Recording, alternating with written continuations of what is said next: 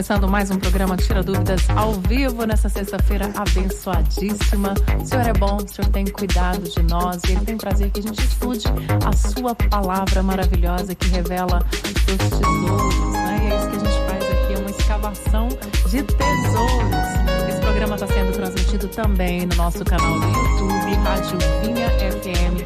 Você pode não só nos ouvir, como também nos ver, né, no nosso canal do YouTube, na Rádio Vinha, assistir novamente, compartilhar com seus amigos, tá bom? Mande a sua pergunta aqui para o nosso WhatsApp, 999972005. Olá, pastor, tudo bem com o senhor? Bom dia, Raquel. Bom dia. Olá, bom dia a cada um dos nossos preciosos ouvintes. Em mais uma sexta-feira abençoada, 14 de outubro de 2022, vamos compartilhar de medida da unção, da revelação, do alimento que é a palavra de Deus, amém? A palavra de Deus é que tem o poder de discernir, definir motivações do coração. E quando você a ouve, você está ouvindo o próprio Deus, porque Deus e a palavra são a mesma coisa. Jesus é o verbo, é a palavra que se fez carne. E quando nós compartilhamos a palavra, nós estamos compartilhando da própria divindade. Quando nós enviamos uma palavra, Deus vai junto com ela, porque é a própria palavra. Deus é a palavra escrita, falada, manifesta e divinamente, pelo Espírito Santo, divinamente inspirada. Vamos lá, Raquel. Vamos lá, pastor, muitas perguntas chegando aqui, eu quero te estimular a mandar mais perguntas pra gente aqui, o nosso WhatsApp é o 999972005. A gente vai começar com a pergunta aqui, pastor, do Wellington Cardoso, e ele quer saber o seguinte: quem for receber a disciplina de Deus vai ficar preso durante o milênio ou vai ficar na terra sofrendo perseguição do anticristo? Então, Wellington, a disciplina, ou recompensa se dará no tribunal de Cristo, conforme o que está escrito, 2 Coríntios capítulo 5, versículo 10, porque importa que todos compareçamos perante o tribunal de Cristo, para recebermos o que tivermos feito por meio do corpo, ou bem ou mal. Agora, quem comparece perante o tribunal de Cristo, somente os filhos de Deus. É o que diz 1 Pedro 4:17, porque a ocasião de começar o juízo pela casa de Deus é chegada. O juízo começa pelos de casa. Então depois, o outro grande e temível tribunal é no final de todas as coisas, que está em Apocalipse 20, chamado de o grande trono branco. Agora, no tribunal de Cristo não se trata de salvação ou de perdição, mas se trata de galardões e de disciplinas. É o pai que se assenta com os filhos depois de uma longa viagem. Se os filhos se comportaram mal, eles são disciplinados. Se se comportaram bem, eles são galardoados. É assim que Deus vai fazer com cada um de nós. E durante, a grande pergunta é essa: como que se dará a disciplina de Deus? Jesus deixou algumas dicas, ele não falou de maneira objetiva, mas primeiramente em Lucas 12, a partir do versículo 40, ele fala assim que aquele que soube o que deveria ser feito e não fez, será açoitado com muitos açoites. Mas o que não sabia o que devia ser feito e, portanto, não fez, será disciplinado com poucos açoites. Tem uma gradação da disciplina, como também da recompensa. E os disciplinados, pastor, onde eles ficarão? Olha, Jesus, ele diz que eles ficarão fora da glória do reino. A disciplina, como eu disse, não é para condenação. É o que diz Hebreus capítulo 12. É que Deus corrige e disciplina o filho que ele ama. E a disciplina, quando ela está sendo aplicada, ela é desconfortável, ela pode ser até dolorosa, mas depois produz um fruto pacífico de justiça nos exercitados por ela. Mas onde eles ficam, pastor, afinal? É a pergunta do Wellington. Provavelmente em alguma dimensão do reino, mas fora da glória dele. Você acha que, mas eles ficarão aqui sofrendo a perseguição do anticristo? Não, durante o milênio, o anticristo já terá sido lançado no lago de fogo, ele e o falso profeta. São as duas bestas, digamos, de Apocalipse capítulo 13. Um é um governante com autoridade e poder político, poder diabólico do sobrenatural, ele opera prodígios do engano, e o outro é o falso profeta, que tem uma administração, um governo de caráter religioso, mas diabólico também. Ele opera os mesmos sinais, tem a mesma autoridade da primeira besta, que exerce um governo político. Agora, eles não estarão aqui durante o milênio, eles estarão presos, condenados, porque Jesus já cuidou de prender o diabo, os seus anjos, e de inaugurar o lago de fogo com a besta e o falso profeta. Mas no milênio, ninguém vai sofrer perseguição do anticristo, porque ele não estará aqui. Mas sofrerá disciplina e receberá galardões. Amém, Raquel? Amém, pastor. E a gente que está num período político aí, a Maria quer saber o seguinte: como pode uma pessoa que se diz cristã apoiar deliberadamente partidos de esquerda? Eu quero até completar com a pergunta da Laura aqui, pastor, que tem tudo a ver. A Laura diz o seguinte: pastor, onde eu congrego, o meu pastor lá vota no comunismo e eu continuo lá. Será que eu estou sendo conivente com o erro dele? Primeiramente a Maria, olha só, Maria. As pessoas, a Maria que perguntou isso, primeiro, né? As pessoas têm que escolher de fato, deliberadamente. Nós temos que dar o direito de escolha para as pessoas. Cada um deve ser livre em quem vai votar e em quem prefere não votar. Agora, é preciso conhecer programas de governo, a pauta dos programas de governo de partidos de esquerda. Que nós estamos ensinando, não tolhendo liberdade, nem condenando quem vota em A ou quem vota em B.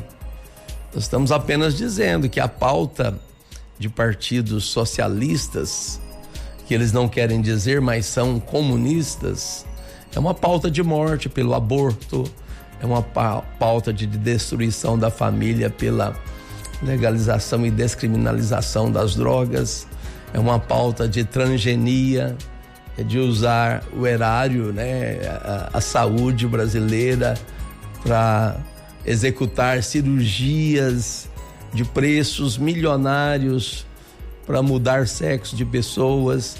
É uma pauta bem frontalmente contra os princípios da palavra de Deus. E a outra pessoa que perguntou sobre o pastor dela? É a Laura. A Laura, então, Laura, né?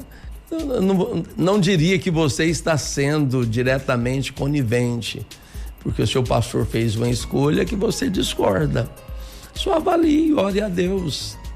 Se o seu pastor tem uma mentalidade comunista, eu não consigo entender como que um pastor ele pode concordar.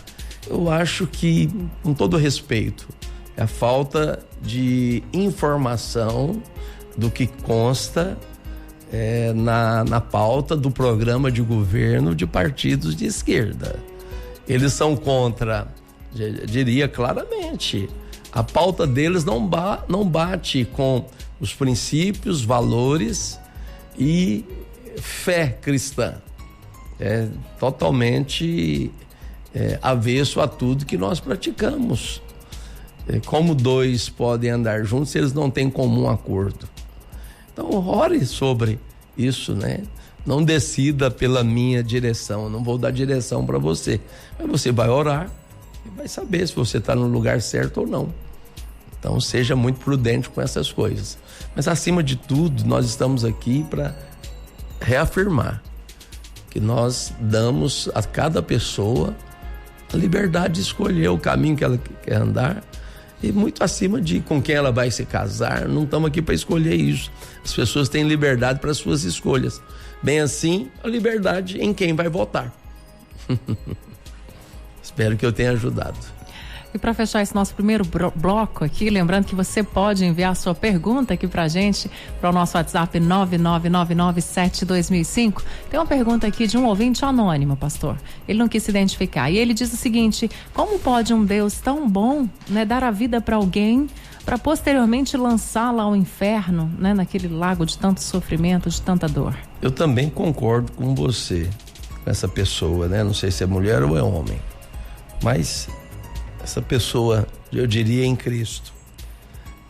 Somente uma pessoa que está em Cristo tem esses encargos e às vezes até esses pensamentos. Não vou dizer que ele está alinhado com a palavra de Deus, não, mas por isso mesmo é que nós temos que pregar o evangelho de todo o coração, com a compaixão com a qual Cristo olhou para as multidões, lá em Mateus capítulo 9, do versículo 35 ao 38, a Bíblia diz que Jesus, andando de aldeia em aldeia, cidade em cidade, povoado em povoado, ele observou as multidões que estavam aflitas e exaustas, como ovelhas que não têm pastor, confusas e perdidas. E ele falou para os discípulos: olha, roguem ao dono da seara para que mande trabalhadores para ela, porque ela é muito grande, os trabalhadores são poucos. Jesus se compadecer. Deus se compadece. Todavia, o Deus que se compadece, ele é sério. E ele conhece a grandeza do amor da verdade. Em Hebreus capítulo 2, versículo 3, está escrito assim, capítulo 2, né? Por essa razão, importa que nos apeguemos com mais firmeza às verdades ouvidas, para que delas jamais nos desviemos. Olha só, Deus é tão maravilhoso que pelo Espírito Santo ele inspirou ser escrito verdades tão claras de um trilho que te leva ao céu, e mesmo louco não errará esse caminho que leva ao céu. Se pois se tornou firme a palavra falada por meio de anjos, e toda transgressão, desobediência recebeu justo castigo. Veja bem, você está pensando que Deus é mau. Não, o castigo de Deus, ele mostra benevolência com a humanidade inteira, porque Deus não é displicente por permitir que o desordeiro permanece praticando a desordem e torne o país inabitável. E aí o apóstolo diz no versículo 3: como escaparemos nós se negligenciarmos tão grande salvação, a qual, tendo sido anunciada inicialmente pelo Senhor, foi depois confirmada pelos que a ouviram, dando Deus testemunho juntamente com eles por sinais, prodígios e vários milagres, e por distribuições do Espírito Santo segundo a sua vontade. Olha, Deus é tão bom que ele age com perfeita justiça. Até aqueles que vão para o inferno é uma manifestação do amor de Deus, porque o lago de fogo, eu diria, será o lugar onde Deus vai manter separado aqueles que preferiram a desordem, que preferiram a injustiça. E Deus, no final, por amor, ele vai separar esses dos que praticaram e seguiram a justiça de Cristo. E em 2 Tessalonicenses, aqui eu posso afirmar que foi o apóstolo Paulo, ele fala assim: é por esse motivo que Deus lhes manda a operação do erro, porque não acolheram o amor da verdade para serem salvos. E Deus manda a operação do erro para darem crédito à mentira. Puxa vida, o próprio Deus vai inculcar na cabeça dos desordeiros a desordem, para que praticarem coisas perversas sem que tenham temor dele. O maior julgamento de Deus é Deus entregar a pessoa ao seu próprio erro. Então Deus vai fazer isso, eles darão crédito à mentira e serão julgados, todos quantos não deram crédito à verdade. Antes, pelo contrário, se deleitaram na injustiça. Então, essa pessoa que anonimamente nos perguntou, eu digo para você: Deus é tão gracioso, tão extraordinariamente bondoso, que por amor Ele vai separar aqueles que não deram crédito à verdade. Essas pessoas, elas são, entenda isso, tão misturado com a malignidade do diabo, tão afeiçoadas à operação perversa das trevas, que elas têm que ser separadas num lugar que se chama Lago de Fogo. São apostatados de maneira permanente. Não há perdão para eles, nem nessa vida, nem na vida vindoura. Eu espero que eu tenha te ajudado reafirmando que Deus é eternamente amor. Maravilha, pastor. E a gente terminou aqui o nosso primeiro bloco. Tem mais 2 blocos aqui. Muito tempo ainda pra gente discutir a respeito da palavra de Deus. Se você tem dúvidas, manda pra gente. Nosso WhatsApp é o 999972005. Tem também o Instagram do pastor Luiz Rigonato. Lá você confere muitas respostas que vão te edificar profundamente, tá? É Luiz com Z, Rigonato. A gente vai pra um rápido break. Daqui a pouquinho a gente volta.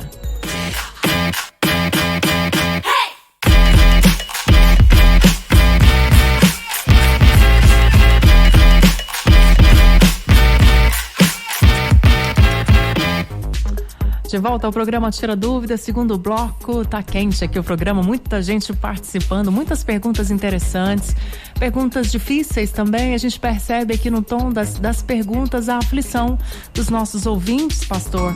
E eu quero começar esse bloco aqui com a pergunta do Renan. E ele fala, me responda, por favor. Ele diz o seguinte: eu fui traído há poucos dias pela minha esposa. Ela aparentemente está arrependida, mas eu não estou conseguindo perdoar, pastor. O que a Bíblia me diz sobre isso?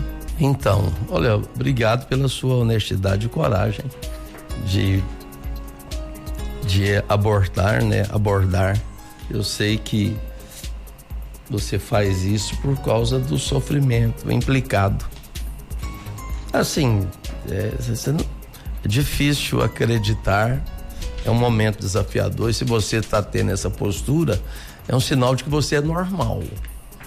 Pessoas normais agem exatamente como você está agindo. O perdão, lembre-se que ele é sobrenatural. O perdão é sobrenatural, você precisa depender do Espírito Santo, mas a atitude, ela parte de um pressuposto natural. O próprio apóstolo Paulo diz assim: primeiro é o natural, depois o sobrenatural. Primeiro o natural, depois o espiritual. Você dá um passo e uma decisão que parte de você, que é sua deliberação ou não, de decidir perdoar. Isso é desligar o ferro da tomada. Por algum tempo o ferro continua quente, mas como ele está desconectado da força da mágoa, estou falando sobre o perdão, aquela dor, ela recebe uma operação sobrenatural, uma ação e uma influência sobrenatural do Espírito Santo. E você avança nas dimensões do perdão. Confiança é algo frágil, muito frágil. É um clichê muito verdadeiro. É fácil de perder e muito difícil de constituir, de edificar, de formar. Então não é da noite pro dia que você vai readquirir confiança. Mas se você quer o seu casamento, se você ama a sua esposa, seus filhos, a palavra que eu dou é que você, escolhendo lutar pelo casamento, você está lutando pela coisa certa. Continue. Se você está vendo sinais de arrependimento, continue em frente. Peça a Deus para restaurar sua confiança, reaquecer o amor e reconquiste a sua esposa. Surpreenda ela em todas as circunstâncias, para que ela seja convencida que cometeu um erro muito grande, que não vale a pena ser desleal com você como ela foi. Esse caminho, ele tem uma restauração perfeita quando você se dispõe diante de Deus a seguir. Os caminhos de Deus, eles não são impossíveis, mas são mais desafiadores, eu diria. Só que à medida que você dá um passo, Deus dá 1000 passos por você. Você vai numa direção e Deus confirma graça e favor. Perdoe, e ao perdoar você tem um ambiente fertilizado para que Deus semeie a sua semente de graça, de favor. E Deus vai reconstruir a glória desse momento e desse tempo no seu relacionamento conjugal, vai ser infinitamente melhor. Repare os erros, corrija o que está errado e recomece de maneira correta. A mulher tem um amor recíproco. À medida que você a ama, ela tem uma habilidade de reconhecer isso muito grande e de responder a você em lealdade e em submissão. A submissão da sua mulher deve ser engravidada pela sua atitude de amor, de zelo, de prestação de serviços de amor no dia a dia do seu relacionamento. Que o Senhor te abençoe e restaure todas as coisas. Amém? Mencionar aqui a presença do Gilcinho, lá do Senador Canedo, da Eliene, que pede para o senhor lembrar dela no momento da oração. Ela está passando um dia difícil. O Hamilton Vidal, que está aqui nos ouvindo também. E a próxima pergunta, pastora, do Gabriel Henrique. Ele quer saber sobre a salvação mediante a fé, né? Pela graça, né? Ele diz aqui: muitas pessoas dizem que a salvação depende da sua conduta, mas o que dizer então sobre o ladrão que foi salvo ali no último momento da sua vida? Então, o batismo em si, ele não promove a salvação. Nós não cremos, porque não tem sustentação bíblica da salvação batismal. Consegue compreender isso? Não é porque a pessoa batiza que ela é salva, mas é porque ela crê, é pela fé. Pela graça sois salvos mediante a fé. Efésios 2, versículo 8. Em nenhum lugar está escrito, olha, porque você foi batizado, você está salvo. Ainda que em Marcos 16, versículo 15, 16, diz, olha, quem crer e for batizado será salvo. Mas quem não crer já foi condenado. Está condenado. Mas o batismo, ele não entra como uma sustentação de salvação. Agora, é claro que ocasionalmente, foi o caso do ladrão, que está registrado lá especificamente em Lucas capítulo 23, versículo 43, quando Jesus diz, hoje você estará comigo no paraíso. Porque ele falou para Jesus, Senhor, lembra-te de mim quando vieres no teu reino. Ele estava bem embasado teologicamente.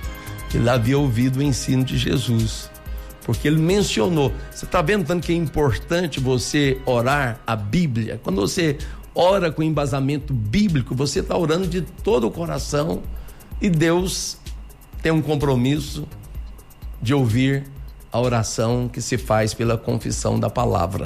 Então, nós estamos orando nesses dias, nós estamos num processo de jejum, 21 dias para fortificar a sua fé. É o que Paulo falou para Timóteo no capítulo 2 Timóteo 2:1, tu, filho meu, Paulo dizendo a Timóteo, fortifica-te na fé e na graça, no poder que há em Deus a seu favor e habita em ti. Então,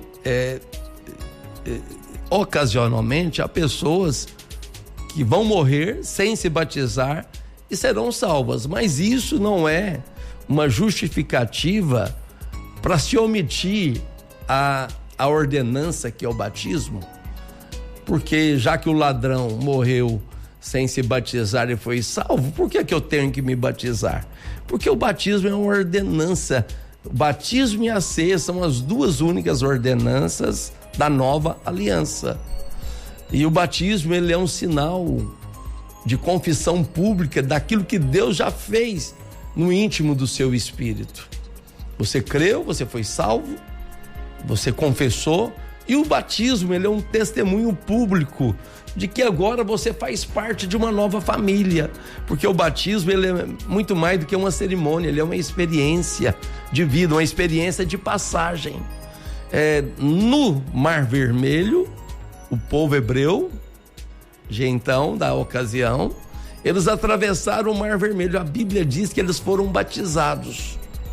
Foi uma travessia de jurisdição e uma mudança dela. Ou seja, quem estava no encalço perseguindo eles? Faraó, o diabo. Se você vai viver você tem ocasião para batizar, batize-se, porque essa mudança de jurisdição tira você do alcance do diabo. E você sai do território do mundo, vamos chamar aqui de Mundanique.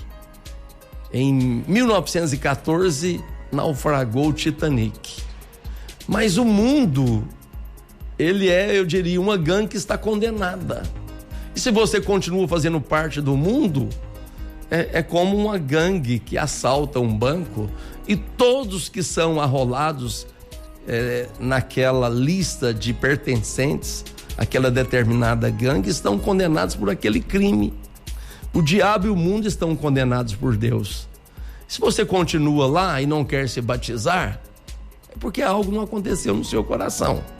Mas o maior risco é de você ser condenado com o mundo.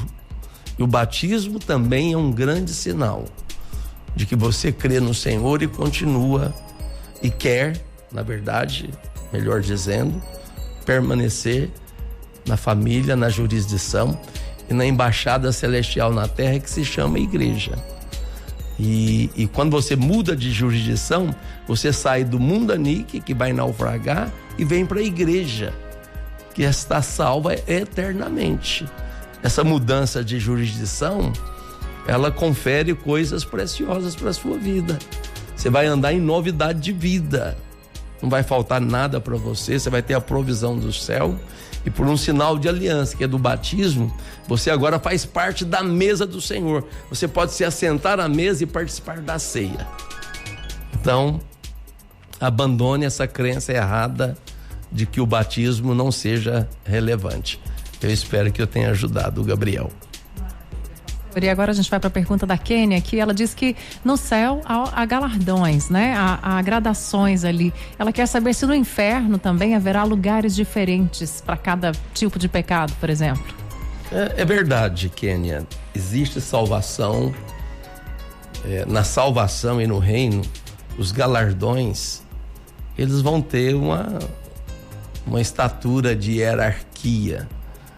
Existe eu não acredito, olha, eu gostaria de receber recompensa na medida daquilo que o apóstolo Paulo vai receber, mas eu não posso ousar competir com as respostas e privilégios que Paulo teve, que Deus promoveu na vida dele. Ele vai ter um galardão muito graduado, você pode ter certeza. Agora, o galardão está em aberto, a medida de galardão que você vai ter ou não. Jesus ensinou que em Lucas ele falou assim que uns serão colocados sobre 10 cidades, outros serão colocados sobre um governo de 5 cidades, outros sobre 2 cidades e 1. Uns recebem a medida que semearam, proporcional à semeadura. Então assim, tudo vai depender do que você fez com a graça que você recebeu. Se ela foi vã ou se ela foi útil na sua vida. Porque Paulo fala em 1 Coríntios 15:10. Pela graça de Deus eu sou o que sou. E a sua graça que me foi concedida não se tornou vã. Antes eu trabalhei mais do que todos eles. Ele está falando dos próprios apóstolos de Jesus. Ele falou, mas não eu, gente. A graça de Deus comigo. Você pode tornar a graça muito útil na sua vida. No inferno também. Se na justiça humana, que é cheia de falhas, não se condena com penalidades iguais um ladrão de galinha a um matador em série, por que no céu também não vai ter essa justiça? Porque no tribunal do grande trono branco, conforme Apocalipse capítulo 20, diz que nos livros, ou seja, nos livros da história de cada um, que cada um está escrevendo, Deus está registrando tudo. As palavras não se perdem, as obras não se perdem. Estão todas registradas diante de Deus. E lá diz assim, que cada um receberá uma penalidade com peso eterno, conforme as suas obras. Conforme as suas obras. É porque uma criança que não era salva e morreu, aqui eu vou chocar muita gente, e ela vai para o inferno, E ela não cometeu crimes, não cometeu pecados graves. Por que Deus vai punir ela na eternidade semelhante a alguém que cometeu crimes perversos contra a humanidade? Então há uma gradação, sim. Há uma diferença imensa. Existem sim pecadinhos, pecadões. Há uma diferença de pecado, porque muitos que dizem, pecado é pecado. Não, os pecados têm gradações. Existem níveis de pecados graves, existem níveis de pecados não tão graves assim. No futuro, no juízo de Deus, haverá esse limbo, essa diferença imensa de condenação entre um e outra pessoa. Amém? Eu espero que eu tenha ajudado a Kênia. Com certeza ajudou. O pastor, a senhora até falou sobre crianças, né, que vão para o inferno, que isso é até chocante. Chegou uma pergunta aqui, deixa eu ver, o João Marcos, da Videira Canaã, ele fala o seguinte: pastor, a salvação das crianças está debaixo da autoridade dos pais, né? Aí ele traz uma situação hipotética aqui. Se uma pessoa perder o filho quando ainda era ímpio, e aí depois essa pessoa se converte, o filho que tinha falecido antes é salva junto com os pais? Sim, claro que sim. João Marcos, então, João Marcos, claro que sim. Nós é que estamos sujeitos, limitados ao tempo. Deus, ele é um eterno presente. Deus é eterno. Deus é atemporal. Difícil a gente compreender isso, mas só acredite que muito antes de você nascer, João Marcos, Deus já sabia de toda a sua história. E não é pelo incidente e acidente de seu filho ter morrido antes da sua conversão é que ele não pode ser salvo. Porque Deus é um Deus de aliança e de propósito. E a promoção da salvação divina, ela sempre atinge a coletividade familiar. E o espaço-tempo, isso é com Deus, não é conosco.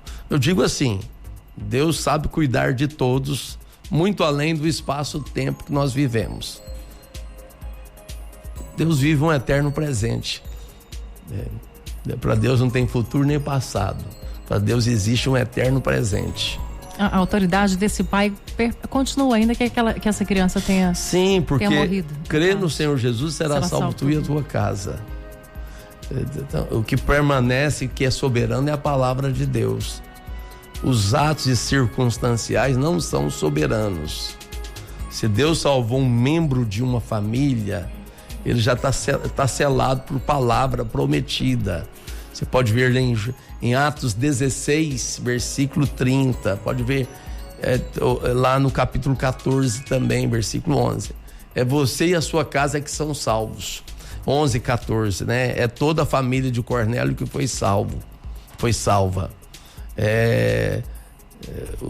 O carcereiro lá em Filipos foi salvo, ele e a família dele. E sempre em toda a história, quando um membro de uma casa, de uma família é salvo, ele a reboque, ele atrai a todos para a salvação. Não importa se um tenha morrido antes ou depois, Deus é indiferente a isso, ele salva todos.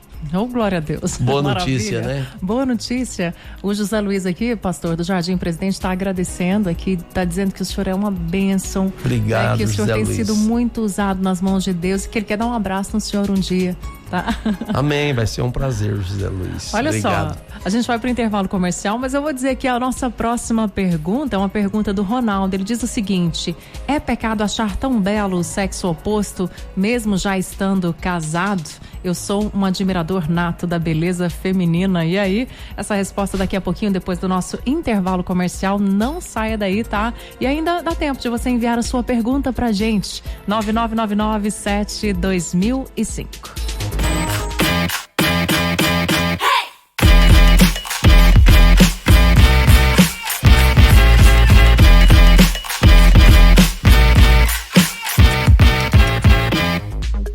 de volta ao nosso último bloco aqui do programa Tira Dúvidas ao vivo. Tá sendo um tempo maravilhoso, a gente tá aprendendo muito aqui com a palavra de Deus. Você pode enviar a sua pergunta, talvez não dê tempo de responder todas hoje, mas vai enviando aqui que a gente vai tentando encaixar, tá bom? O nosso WhatsApp é o 999972005. Esse programa também tá sendo transmitido no nosso canal do YouTube, Rádio Vinha FM. Tem também o Instagram do pastor Luiz Rigonato, Luiz com Z. Ali você pode conferir muitos conteúdos edificantes aí para sua vida. E a gente finalizou o bloco anterior, gente, com a pergunta do Ronaldo. Ele diz o seguinte: pastor, é pecado achar tão belo o sexo oposto, mesmo já estando casado? Eu confesso que eu sou um admirador nato da beleza feminina. E aí, pastor? Então, Ronaldo, eu diria que é impossível enxergar as coisas, ver as coisas e não emitir, eu digo assim, não formar opinião. Mas tudo com respeito, com máxima discrição, não com ostentação de preferências ou opiniões sobre isso.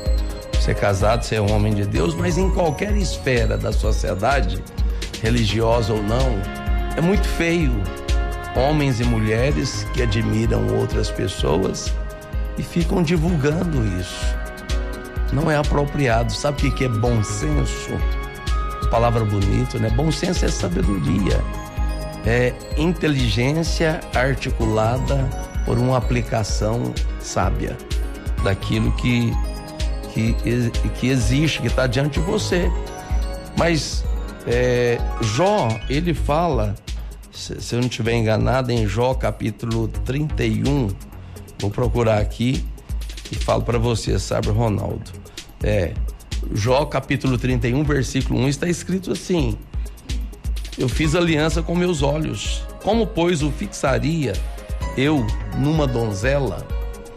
A aliança que Jó fez é o seguinte: é de olhar para as mulheres com respeito. Não é que ele não vai olhar, porque ele não é cego, mas ele olha com pleno respeito, com total discrição, com todo bom senso.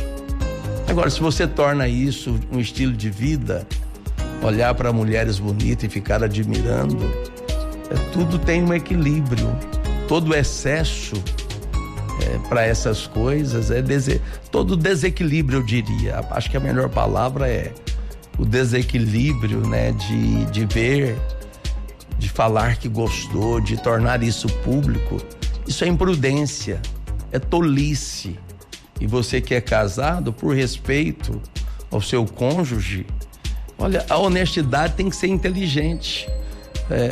Honestidade absoluta, nudez absoluta, só diante da árvore da vida. Por quê? Se isso torna uma prática, você transfere para a esfera do estilo de vida, que pode ter implicações mais sérias na sua vida. Porque é claro que você é um admirador, mas até que nível é essa a sua admiração? Porque já se tornou uma embriaguez, se excedeu, virou embriaguez. E um abismo chama outro abismo. Então seja muito prudente, muito vigilante. Não estou proibindo você, nem tenho como fazer isso, não faria, se pudesse, de admirar as mulheres. Felizmente você é homem e admira as mulheres, né? O inverso não é recomendado. Mas tem outro texto que eu vou ler com você, em 1 Coríntios capítulo 6, versículo 18. Estou falando aqui de limites, linhas divisórias, onde diz assim, mas aqui, versículo 17, capítulo 6, versículo 17 de 1 Coríntios. Mas aquele que se une ao Senhor é um só espírito com Ele. Fugir da prostituição, da impureza. Olha, o primeiro olhar pode ser coincidência, mas o segundo, ele pode se transformar em concupiscência, desejo forte da carne. Então, fugir da impureza. Qualquer outro pecado que uma pessoa cometer é fora do corpo. Mas aquele que pratica a imoralidade peca contra o próprio corpo.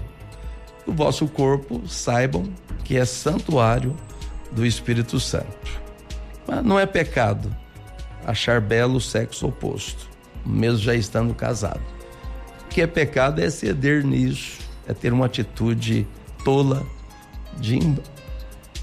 uma atitude imprudente de tolices, de ostentar, de falar, de compartilhar com A ou com B.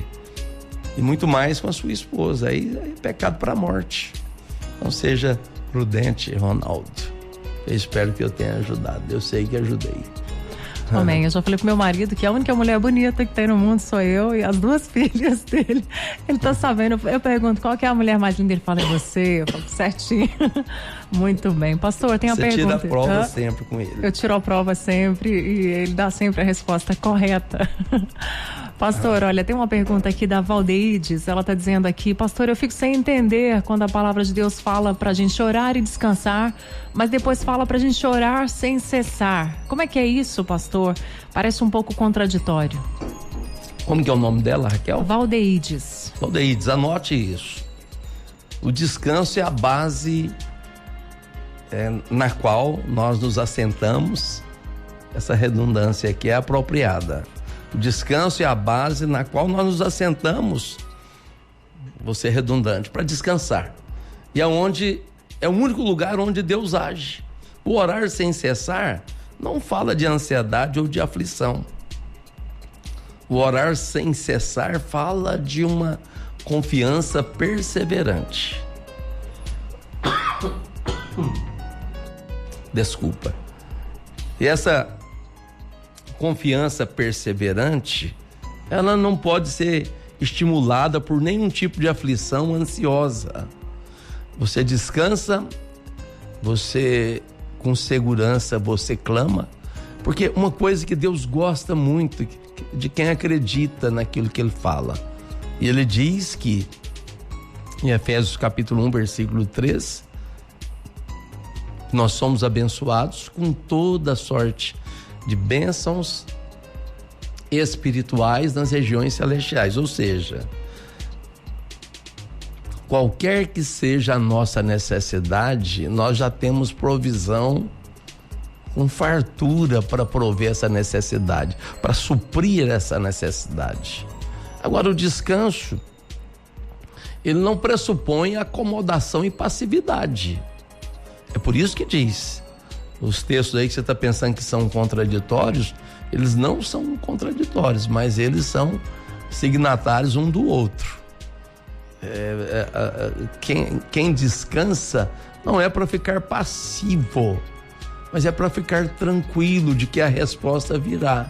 É por isso que você ora incessantemente.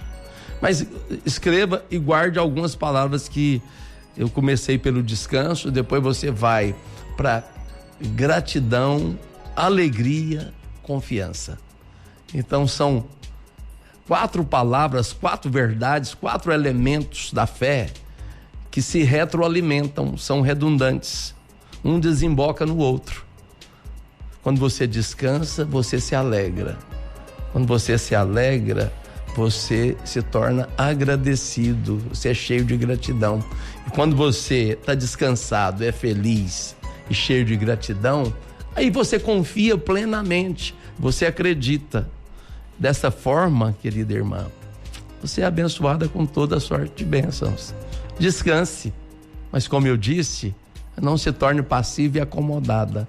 Antes, ore sem cessar. Espero que eu tenha te ajudado. Maravilha, e para fechar o nosso quadro de perguntas aqui, pastor, eu vou colocar a pergunta do Jonatas, que a gente até lançou, né, no nosso Instagram aqui também, eu não sei, essa é uma pergunta que a gente já tinha da semana passada. E ele quer saber o seguinte: quantas pessoas e em quanto tempo a Bíblia foi escrita e por que crer na Bíblia se ela foi escrita por homens? A Bíblia, Jonatas, ela começou a ser escrita por cerca de 3.000 anos atrás. Começou a ser escrita lá por Moisés. Então, eu diria 2.500 a 3.000 anos atrás. Foi escrita por cerca de 40 autores. Dos 40, só um era grego, era gentil, mas 39 eram judeus, de descendência israelita. E foi escrita divinamente inspirada. Agora, por que crer na Bíblia se ela foi escrita por homens? Os homens foram redatores amanuenses, mas não é de origem humana a inspiração do conteúdo da palavra de Deus. Diz assim, em 2 Pedro capítulo 1, que diz assim, versículo 16: porque não demos a conhecer o poder da vinda de nosso Senhor Jesus Cristo, seguindo fábulas engenhosamente inventadas. A Bíblia não é um livro de fábulas engenhosamente inventadas de maneira nenhuma. Nós fomos testemunhas, o apóstolo Paulo está dizendo, o apóstolo Pedro, perdão, está dizendo que ele foi testemunha ocular da majestade.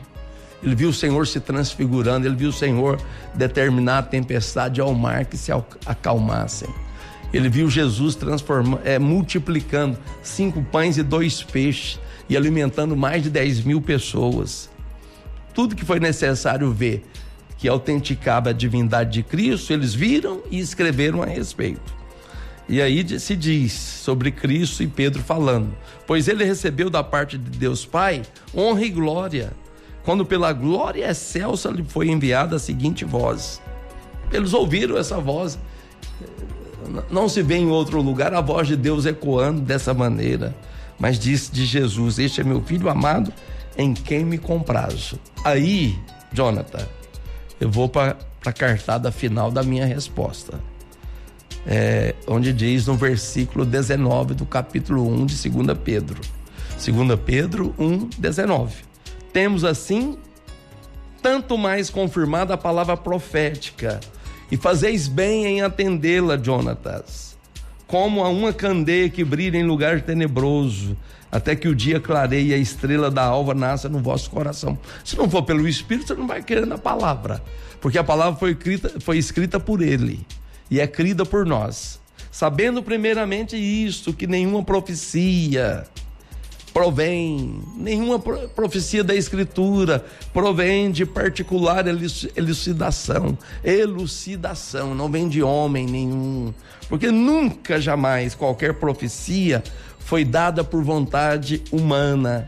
Entretanto, todavia, homens santos, especiais, falaram da parte de Deus, movidos pelo Espírito Santo.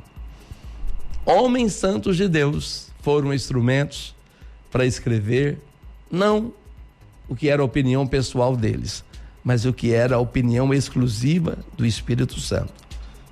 Eu espero que eu tenha ajudado a quem está nos ouvindo.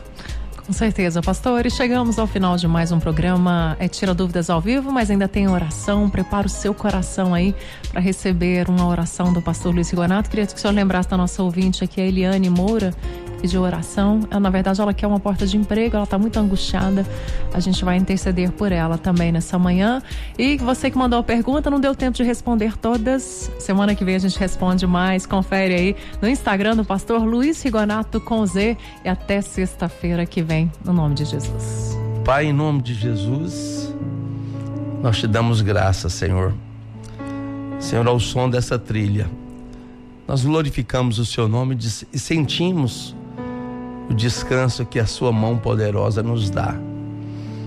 E pela sua mão nós nos dirigimos, Senhor, ao refrigério das águas tranquilas e aos pastos verdejantes da sua provisão. As águas tranquilas e abundantes que nos trazem o descanso e os pastos verdejantes que nos trazem a provisão. A nossa irmã que pede oração, Eliane, declaro uma porta aberta de trabalho, de emprego para ela. Descanse no Senhor, confia nele, entregue o seu caminho ao Senhor, confia nele. E o que é necessário a mais é ele que vai fazer. E ele faz na sua vida, minha irmã. Ele faz na vida de todo aquele que o invoca. Nesses dias estamos sendo fortificados na fé. E a melhor maneira de Deus fortificar a nossa fé é ouvindo a nossa oração. Nós glorificamos o nome do Senhor, exaltamos a sua majestade e glória. Bendizemos, Senhor, a sua soberania. Pois o próprio Senhor Jesus recebeu da parte de Deus honra e glória. E por excelsa glória, glória excelsa, foi enviada uma palavra com a seguinte voz: este é meu filho amado, em quem eu me comprazo.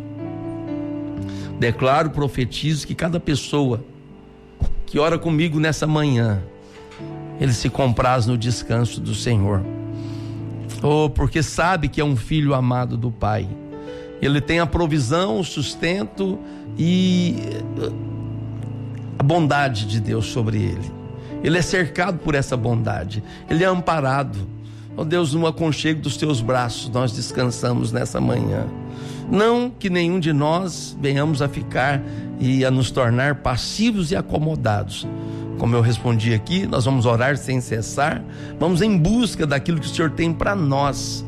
A terra é fértil, mas sou eu que semeio sobre ela. O arar a terra é a minha parte. O fazer chover é a parte de Deus. O fazer a semente germinar é a parte de Deus. Mas lançar a semente no solo é a minha parte. Deus, para cada necessidade, não somente daqueles que me ouvem, mas para toda a humanidade, a sua palavra tem resposta. Deus bendito da graça, abençoa pessoas que estão endividadas, Senhor, pessoas que estão desempregadas, assim como a Eliane pede, Senhor, a oração, e nós oramos por ela, mas não somente por ela, Senhor, porque o Senhor tem para todos.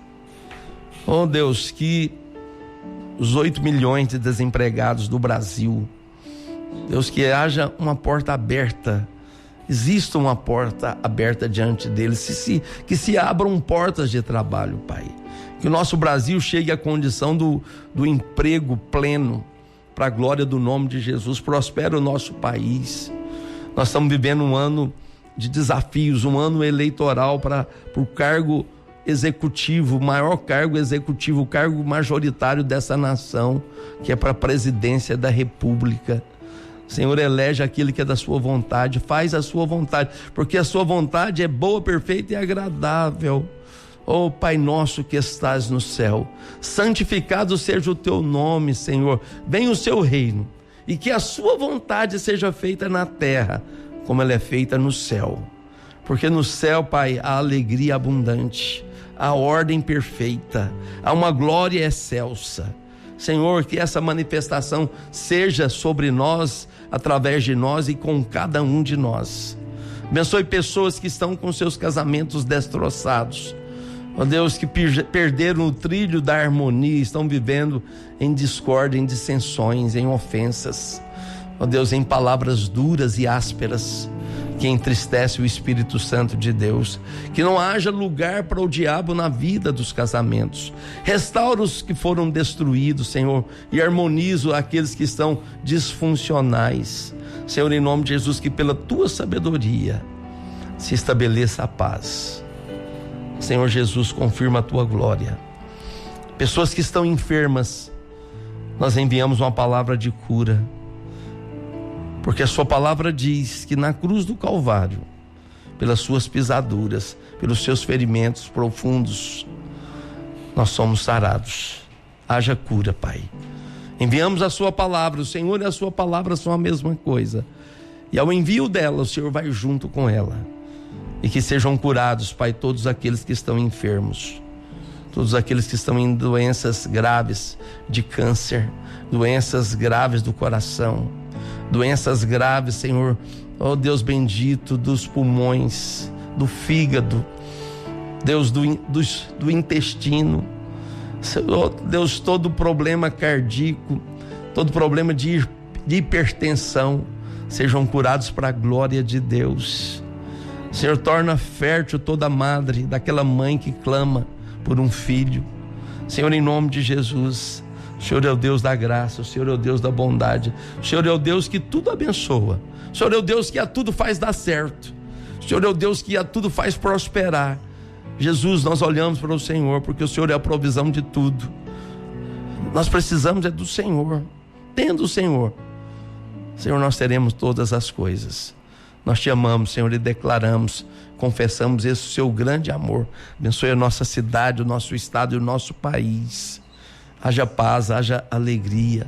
Senhor, o conflito de guerra que está existindo entre Rússia e Ucrânia e o envolvimento dos países, Deus, da Europa e dos Estados Unidos. Senhor, cessa essa guerra. Traz a paz sobre o mundo, Pai. Que haja ordem econômica, que haja ordem na segurança, que haja ordem na saúde, nos demais fundamentos de uma nação, na economia. Bendito Deus da graça, nós te damos glória nessa manhã. Agradecemos, Pai, glorificamos o seu nome. Obrigado por ouvir a nossa oração. Nos alegramos, Senhor, com o coração cheio de gratidão, na confiança de que o Senhor é bom. Descansamos na sua paz. Em nome de Jesus, amém e amém. Glória a Deus.